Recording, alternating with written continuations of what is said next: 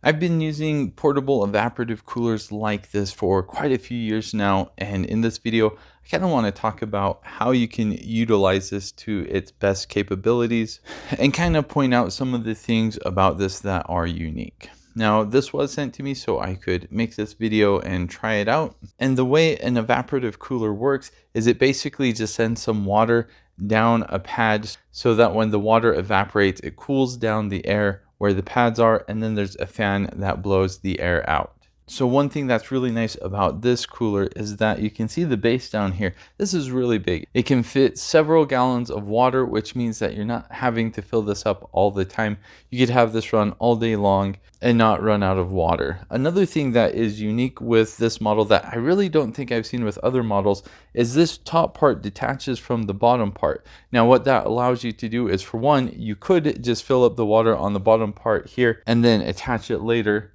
Typically, you just fill the water up at top, but this would certainly be a faster way, probably not as easy. But the other thing that's really nice about this is usually after a year, depending on what your water's like, you'll want to clean things out and do some maintenance on it. This makes it a lot easier to do that. You can clean things out at the end of the year when you're done using it before you put it aside for storage. So that's a really nice feature with this cooler. As far as the functions go, it has a touchscreen on top. It also comes with this remote control that can do all the same functions.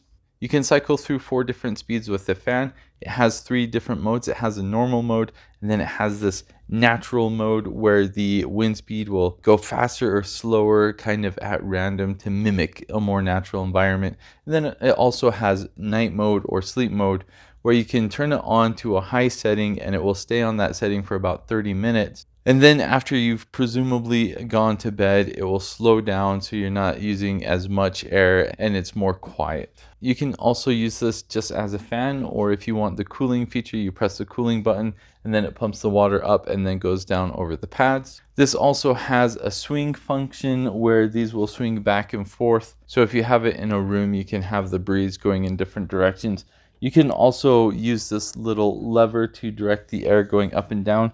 Curiously, they also have a lever here going up and down, but the fan part's only right here. So I guess all of this part is just aesthetic. And then the last feature of this, it does have a timer mode, so you can set it from 1 hour up to 12 hours. So if you want it to automatically shut down after an hour or 2 hours, for example, that's something else you can do when you're going to bed at night, or if you know you're only going to need to use this for a limited time. The important thing to know about evaporative coolers is, for one, they really only work well in dry climates, and 2, they generally don't get as cold as your typical AC unit. So when I measured the temperature of this, I was averaging about 5 to 7 degrees cooler than what our room temperature is, which may not seem like a lot, but the way I like to use this is kind of like a fan, where I will put this near my desk. I will have it blow on me as I'm working on my desk.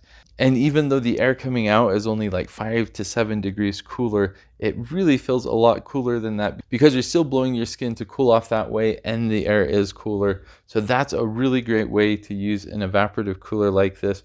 I really like how big the tank is. It has wheels on the bottom so you can move it around very easily. I also like that these parts detach, so if you need to store it for the winter when you don't need it anymore, it stores really well. Overall, I think it has a really nice and slick design. I hope this information helped. Thanks for watching.